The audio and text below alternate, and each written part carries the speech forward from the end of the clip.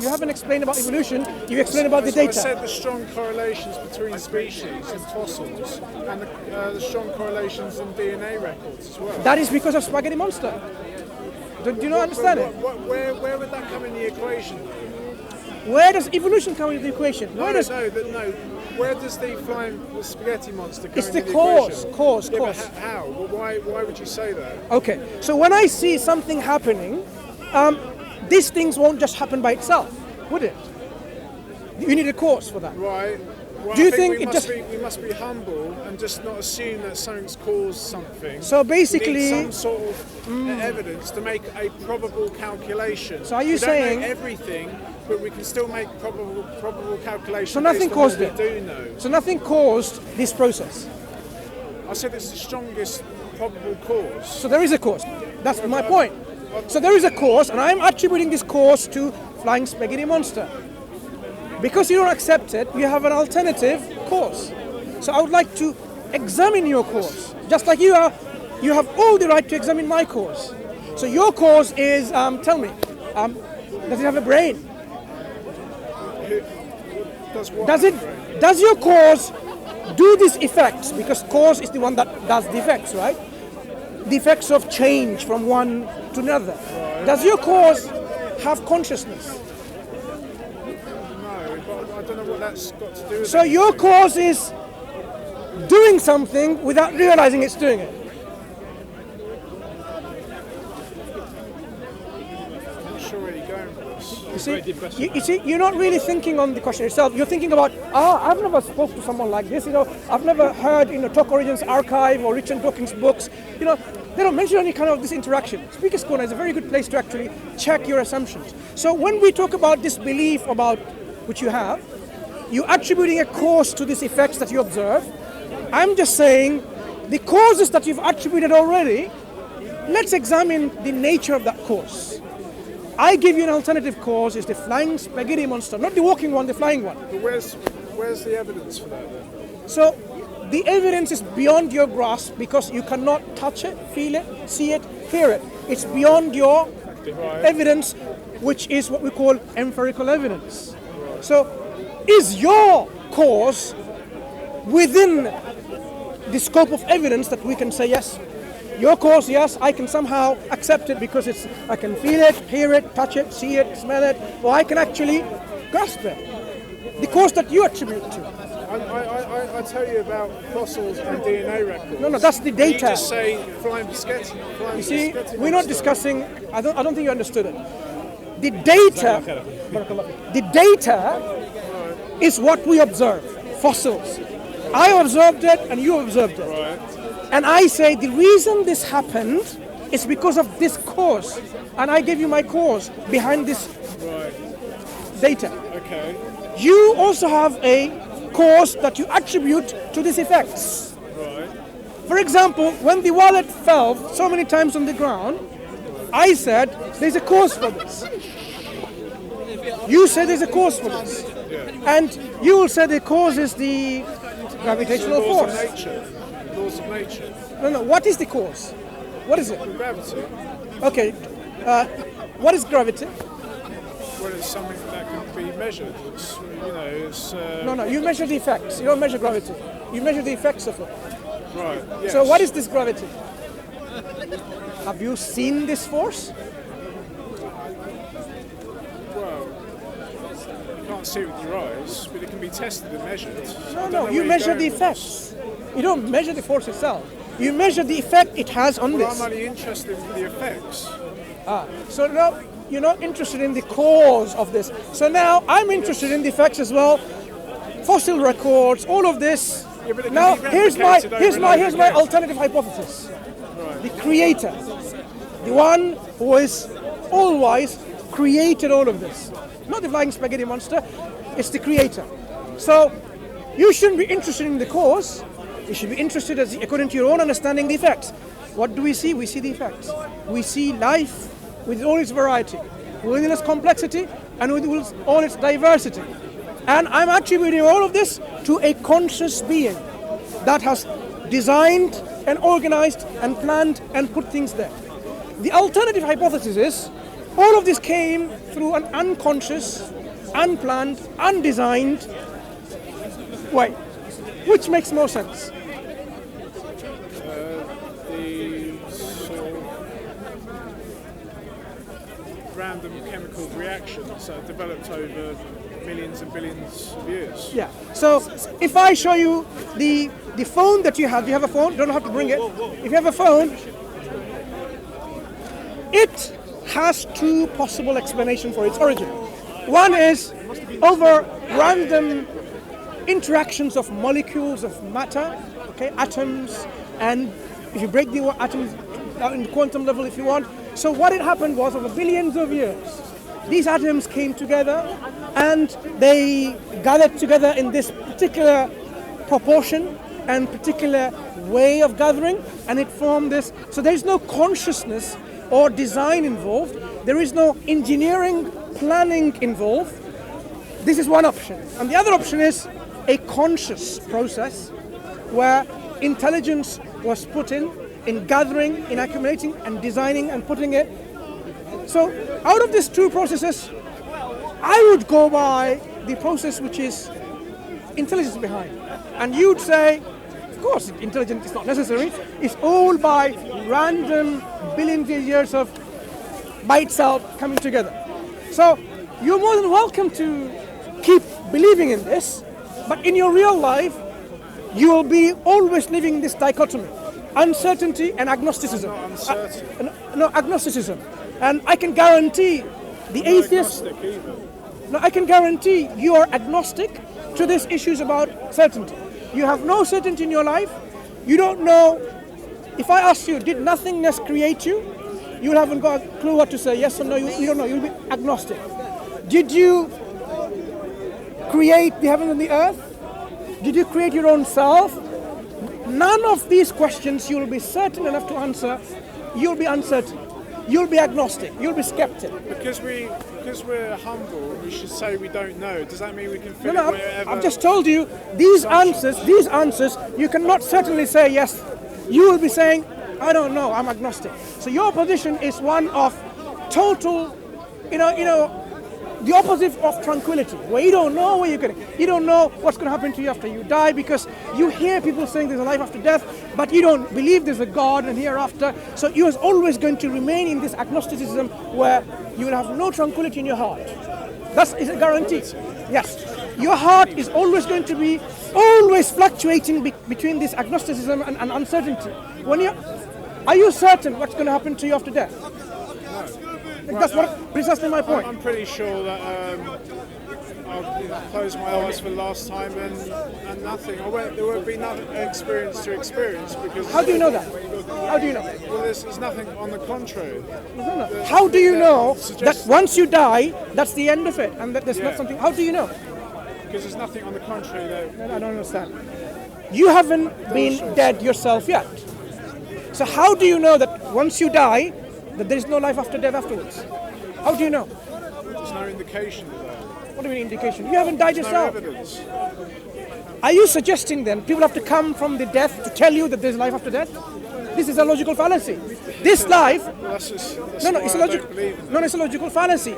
And to apply a logical fallacy and put that into your belief, saying, you know what, there is no life after death, you're actually living in this agnostic dream that, you know what, I am certain, but actually, that's in your dream. In your waking up state, you are totally agnostic of everything. But doesn't the burden of proof lie on the one making the claim? Though? I'm not making any not? claim. You're saying that there could be life after death. I am not saying anything like that to you. I am saying your position is this. You do not know what to believe. Did something come out of nothing, or did something come out of something? If I ask you that question, you will be saying, I don't know. Do you think nothingness gave rise to this something? I don't know what. I am humble enough to say I don't know what caused the Big Bang. I just told you it's not a Big Bang. I shouldn't fill it with anything else. It's not a Big Bang. Do you? No. I am saying your position is one of total uncertainty. This life is a miserable life. No, it's not humble. It's a miserable life. If I don't know something, then I don't fill it wherever I want to. No, my friend, it's a miserable life. It's a miserable life. Yes, the life of An atheist, an agnostic, is a miserable life. Absolutely. Let me tell you how. Do you know for certain that this universe didn't come from something, but it came from nothingness? You don't know. Do you know? For certain. I see no indication of So no someone indication, building right? it or designing it. To put this question very, Intelligent design. very, plainly. Creator's existence is either creator exists or creator doesn't exist. Where does your belief lie? I don't know. Right? But the fact of the matter is, it's one of these two options. If you didn't know the right answer, you will have no tranquility in your heart, because when you die and the creator is one that exists, you will be in a total disaster. It's a great form of control, isn't It's it? not about control. It's your belief that's what you make it. No one's going to force you to believe in spaghetti monster, which I was arguing for earlier. No one's going to force you to. But people believe in it. People believe in this Mother Nature. God called Mother Nature. Why? Because this Mother Nature doesn't demand any control in terms of what? You don't have to lie. You don't have to cheat. You don't have to fornicate. Not fornicate. You know what? You can do whatever you like. This Mother Nature is more appealing to certain individual, saying, you know what? If I am religious, there are lots of restrictions what I can do. If I'm not religious, not believing in a creator, then I can be my own God. I can just do whatever I think is right. I can make my desire my own God. Yeah? That's why Mother Nature, people believe in it, even though there is no evidence for Mother Nature being God. But people believe in it. You are in a position where you cannot tell yourself certainly, with certainty, this universe, which is something, is it possible that it came from nothingness? One day you think maybe it can.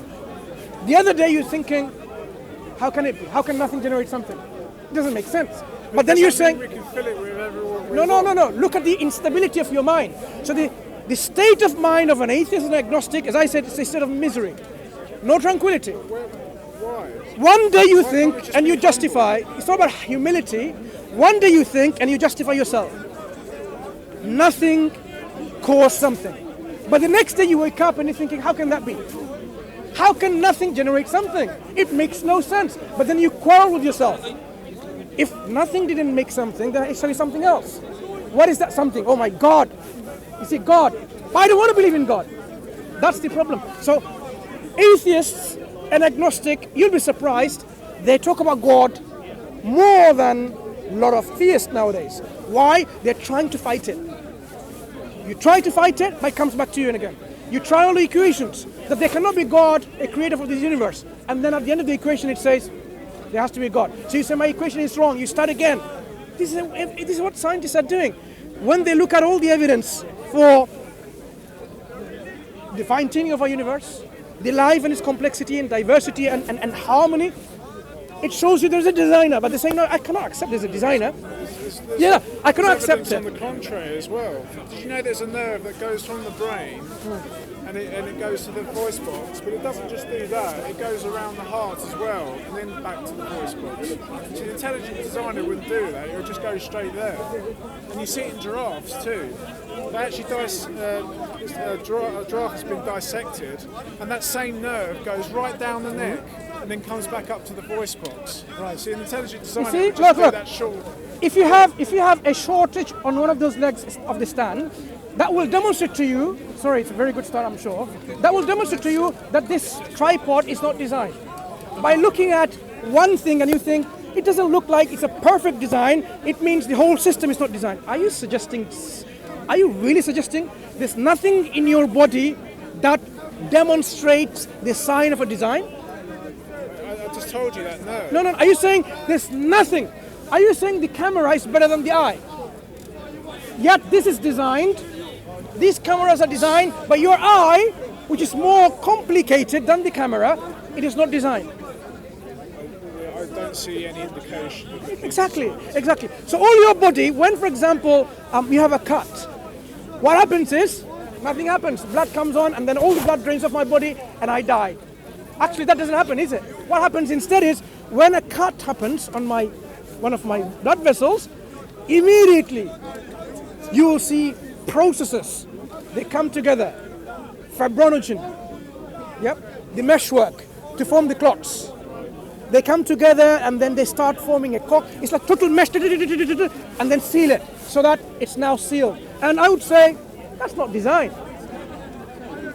Yeah? So for example, at the very minute, for example, now you're breathing. What's happening is you're breathing in air, nitrogen, oxygen, and other things in this air, and then it goes to your lungs. And what happens? The gaseous exchange is occurring, where these oxygens are going through your lungs and you exhale out. This system that is processing it, you'd say, this is no design. Okay, can I just ask you one question? That's right. Have you been to Natural History Museum recently? Before I go to Natural History Museum, let's talk about the lungs and the heart. Have you been there? Can you just give me a I have. I've been listening to you a lot. I have. You have, right. Have you seen the new whale, skeleton of the whale in the main hall? Yeah, and Yeah. Recently Okay. probably not. Right, Used to okay. be a dinosaur before. Right, you see there's little bones at the back Yeah. where there's legs, like as it's sort of. Why would a designer put those little bones there? That's not my at the question. back? You're But why would questioning. a designer do that? Now you see, you are actually committing a logical fallacy. Just because your idea of a design is that tripod should have a tail, for example, or shouldn't have a tail, doesn't make it not designed. If a whale has a tail or not a tail, legs or not a legs, it doesn't mean the whole whale is not a design. You, for example, you don't have tail now, the monkeys do, right? We human beings don't have a tail, but we have some tail bones. The tail bone does not in any way negate that our body demonstrate evidence of design. This is your logical fallacy you're committing. So the heart, for example, which pumps the blood. It's a question that it is. Please. The heart that pumps the blood with all the valves that allows the blood to go from one chamber to the other and closes in one way. You can't get the blood the other way because it's like this. Yeah? Tricuspid valves and others. Now, you can in your old dreams on your awakened state argue with yourself. There is no evidence of design in there. But the fact of the matter is, you'd know that this is a perfect design that does its job. The moment you are born and as you grow up until the moment you die, it does it without you controlling it. It pumps the blood throughout your life and it does it very well because that's the way it is designed. But you do two things. No, you do two things. You're saying first, there is no design in any of the organs in our body, and secondly, that design is not perfect. Who's asking for a perfect design? You are fit for a purpose, that's what it matters. If I say, for example, you know what, we'd better off having wings, you know what? That's probably a better design. No, you don't need to have wings for the purpose that you're designed for. This is what we believe as Muslims, that we are fit for purpose. That's the way we're designed. So doesn't matter now if you see, for example, we have tailbones and it doesn't have the actions of a tail. Why are some people born without limbs then? Please. Are you suggesting those people who are disabled when they're born, they don't show any evidence of design within their body? Any evidence? In the hearing, the cochlea? In the cochlea itself, right? Do you know how we hear things and how it makes us balance? The reason you are standing is because of these things in your inside your ear, making the sense of balance. Okay, so that's not design. You know, you say people are intelligently designed. So someone who's born No, without I'm limbs, not saying that.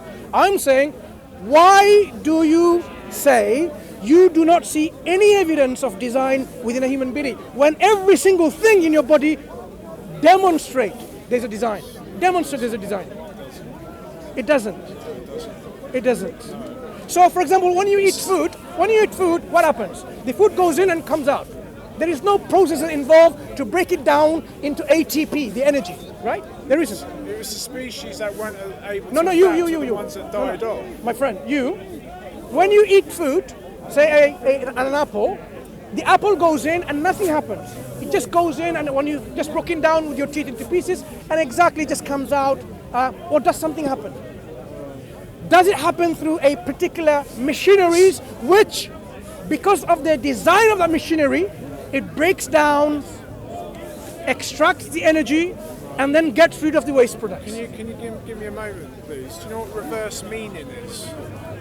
Tell me. Reverse meaning is when you basically say that something's created. It's like people say camels have large hoofs, feet, hoofs, so they don't sink in the sand. What you should really be saying is that camels have large hoofs and they don't sink in the sand. So is it designed for that it's the purpose? ones with the small hoofs that are died off. So it's designed for that purpose then? It's like a very good design not to sink on the sand. So you agree it's like a very good design. So now I've seen certain species that have died off because they weren't able to adapt to the environment. So you're telling me this is an evidence of design where it's fit for that purpose so that it doesn't sink in the sand. So you, for example, your food that goes inside your body, do you know how it's digested with enzymes? Do you know how your liver metabolizes and detoxifies things? And it's not a design. I mean, if you don't believe in any of that, I do understand your position. It's what is called reluctance. It's actually called some kind of... Do you think everyone's born perfect? No, I'm talking about this body that you have and the reluctance of yourself in accepting that there are systems within ourselves which are demonstrating evidence of design. Do you think everyone's intelligently designed? No. I am not saying it's designed. I'm saying, why are you reluctant to see the thing, every part of your body, your skin, the nerve endings, how the pain transmit from the nerve endings to the brain, and survival mechanism. It's not about survival mechanism. What I'm saying is, you are a system in which there are multiple layers and layers and layers of design, but you don't see it. I would like to know, why can't you see it when it's obvious? Because the species before me who didn't have those functions died off. You see, this camera, Canon camera, there are cameras that was made before this, right? Say in the 70s, for example. And I'm pretty much sure the 70s cameras weren't as good as this.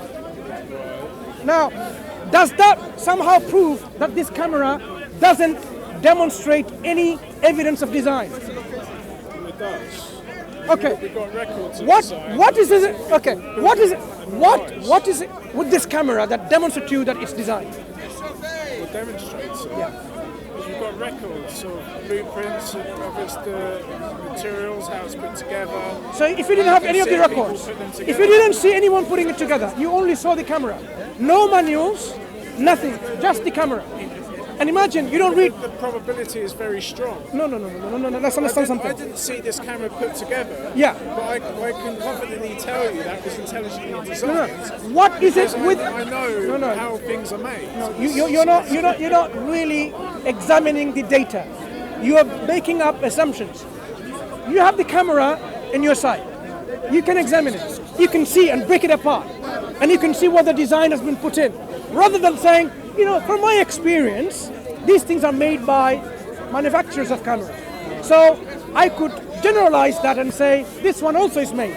This is an assumption from generalization, right? So I would say you are committing this logical fallacy of generalization. You are generalizing.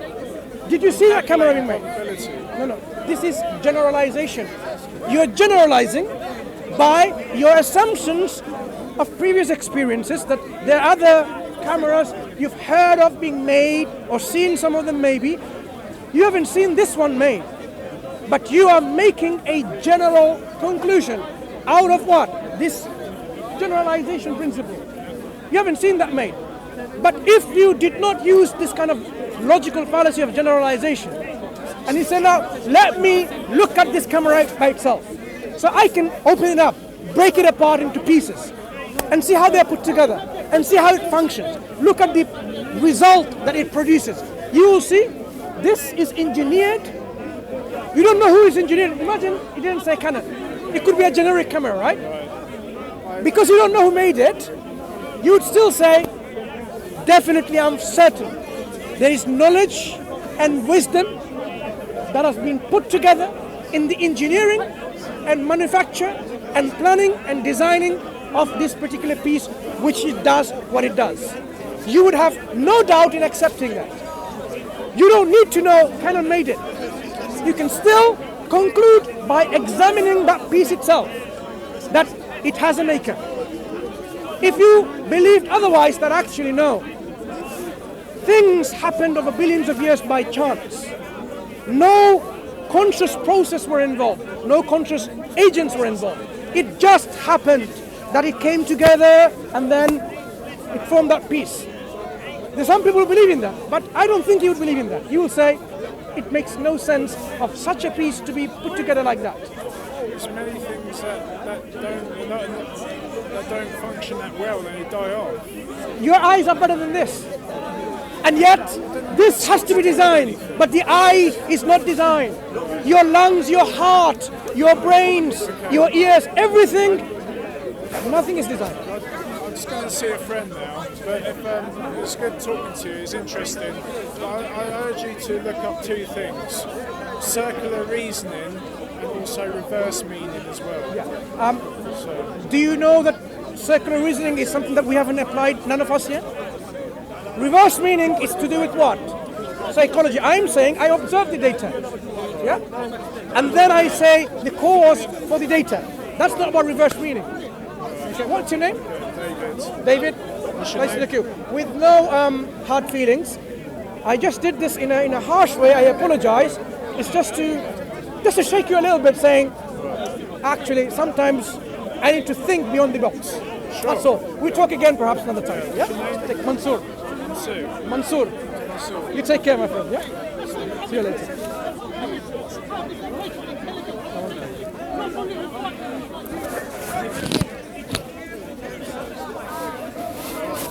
Are you continuing talking? Sorry? 1, 2, 3.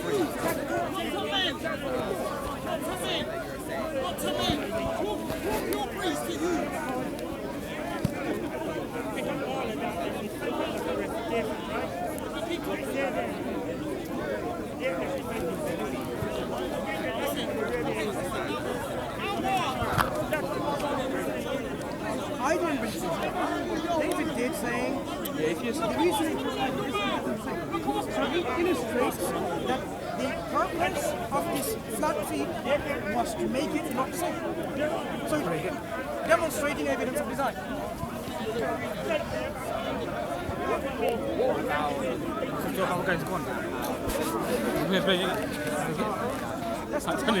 Anything in the creation. Anything in the creation, like yourself. Are you simply saying there is no evidence of design in your body? Then what are you trying to discuss? I'm trying to discuss that